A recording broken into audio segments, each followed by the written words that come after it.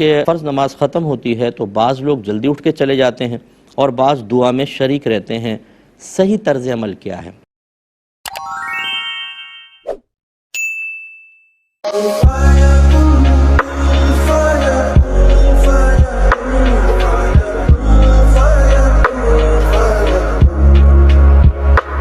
اعوذ باللہ من الشیطان الرجیم، بسم اللہ الرحمن الرحیم۔ خواتین و حضرات، السلام علیکم ورحمۃ اللہ وبرکاتہ و مغفرتہ۔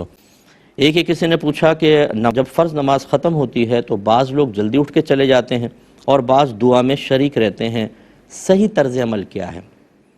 دیکھیں، میرا مشورہ تو یہ ہے کہ صحیح طرز عمل کو اسی کو قرار دینا چاہیے کہ جو دعا میں شریک ہوتے ہیں، کیونکہ اس میں ایک بڑی فضیلت اور برکت ہے۔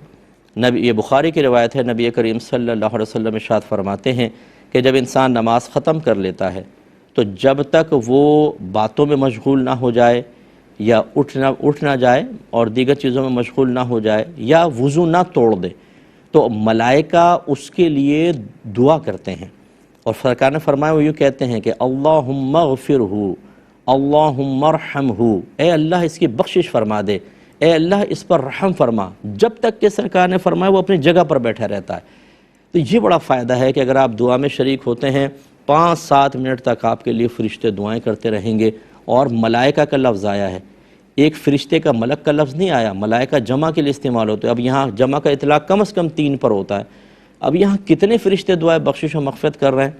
اور یہ دعائے بخشش و مغفرت کرنے کے لیے فرشتوں کا تقرر کیوں ہوا؟ وہ اپنی مرضی سے کھڑے ہوئے ہیں؟ نہیں، اللہ تبارک و تعالیٰ نے مقرر کیا ہے، اور جب اللہ تعالیٰ فرشتوں کو یہ فرما رہا ہے، یہ گویا کہ ڈیوٹی دے دی، ان کے لیے دعائے بخشش و مغفرت کرو، تو یوں یعنی یہ تو سمجھ سے بعید لگتا ہے کہ اللہ تعالیٰ فرمائے مغفرت کی دعا کرو لیکن قبول نہیں کروں گا۔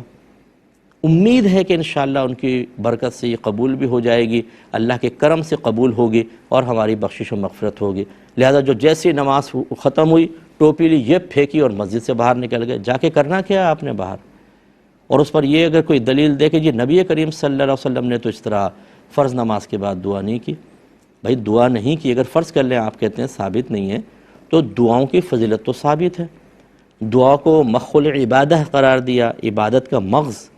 عیدین کے اندر اجتماعی دعائیں سرکار سے ثابت ہیں، تو اگر سرکار صلی اللہ علیہ وسلم نے دعا نہیں فرمائی فرض نماز کے بعد تو کیا منع کیا تھا کہ نہ کرو؟ یا کوئی ایسی دلیل دے دیں جس میں یہ ثابت ہو کہ سرکار چاہتے ہی یہ تھے کہ فرض نماز کے بعد دعا نہ ہو، یہ ثابت کر کے بتا دیں آپ، دونوں چیزیں بتائیں۔ نہیں ملے گی آپ کو تو فضیلت سے محروم نہ ہوں، اگر کوئی نہیں کرتا آپ اس سے لڑائی جھگڑا بھی نہ کریں، آپ کم از کم فضیلت سے محروم نہ ہوں، آرام سے دعا میں شریک ہوا کریں، انشاءاللہ بہت فائدہ ہوگا۔